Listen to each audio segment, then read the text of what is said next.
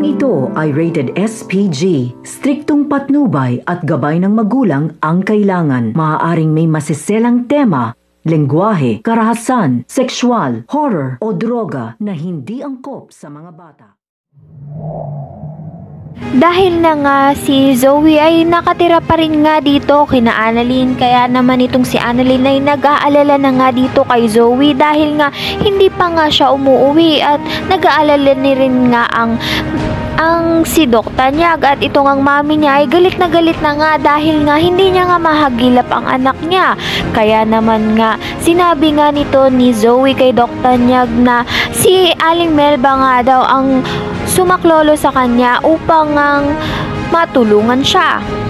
Ngunit ayaw nga siyang pauwiin, kaya naman nga itong si Chang Susan ay inalam nga kung saan nga nakatira itong si Aling Melba, kaya naman ang puntahan nga nila ay wala nga sa wisyo itong si Aling Melba dahil nga ay nawala ang kanyang anak at si Zoe nga ang inaakala niyang anak niya, kaya ayaw niya ngang pakawalan ito.